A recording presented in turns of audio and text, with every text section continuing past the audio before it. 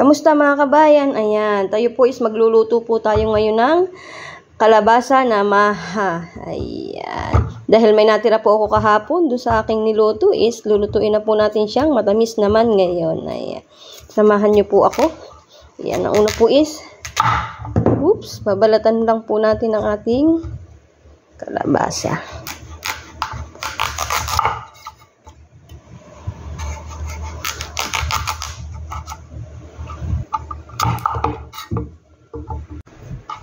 Lang po natin kanyang buto.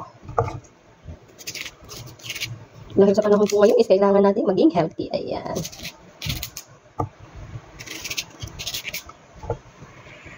Babalatan lang po natin siya. Tapos mamaya is papakuluan po natin.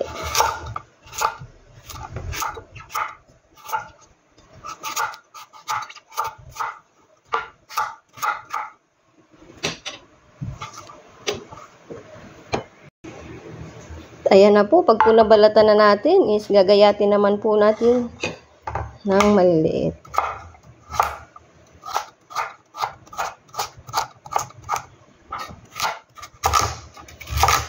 Masarap po ang kalabasa dito sa Taiwan at siya po is madigat. Hindi po siya magayot.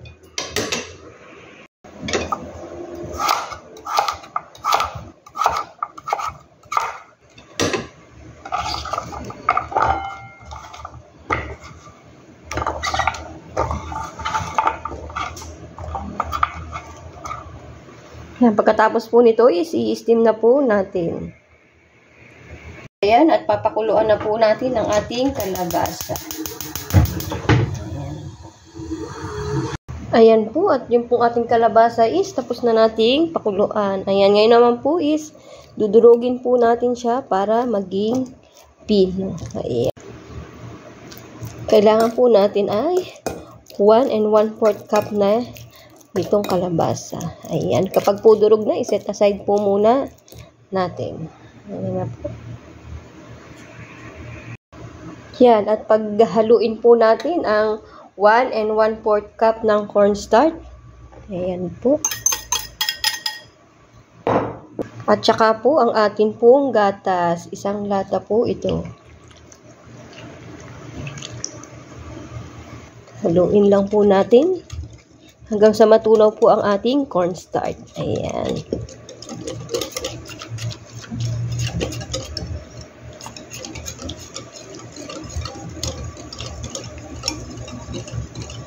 Ayan, lulutuin na po natin ang ating minash na kalabasa.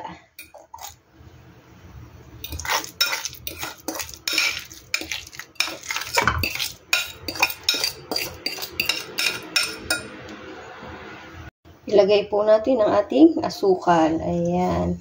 3/4 cup lang po siya. Hindi ko po nilahat. Baka matamis. At, syempre, ilalagay na din po natin ang ating gata. Ayan.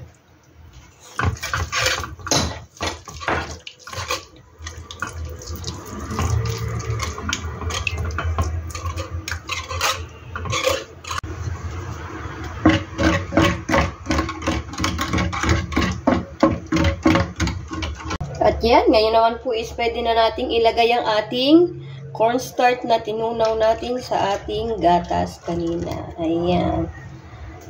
Kapag po ganito na is wag na po nating titigilan ng paghalo.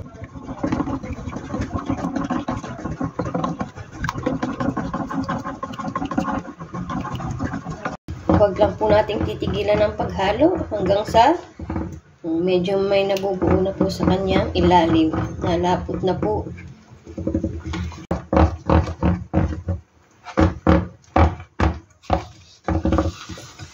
Halong-halo lang po.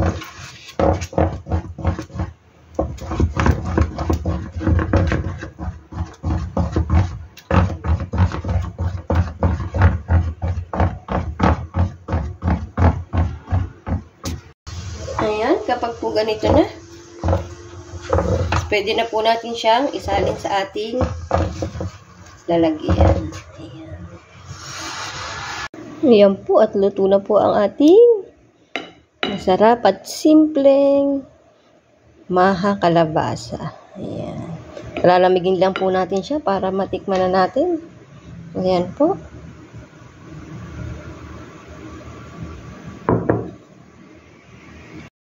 Ayan na po, luto na po ang ating masarap at healthy na kalabasa maha. Ayan, dahil mani lang po ang available dito, is mani po ang ating ilalagay. Pwede din po siyang cheese, pwede din po ang latik, depende po sa inyo. Ayan.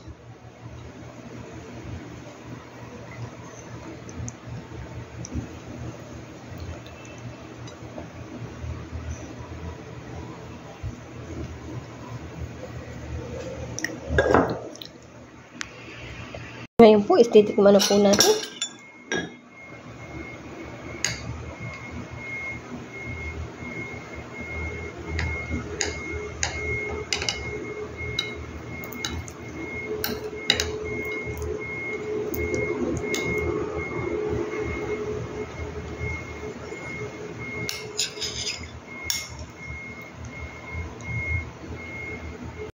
Yan po, tikman po natin.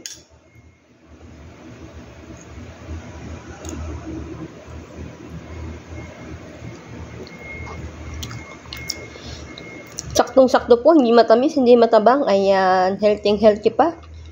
Ayan, thank you po ulit sa lahat ng blessing, Lord. Bukas po ulit. Salamat po sa panonood. Salamat!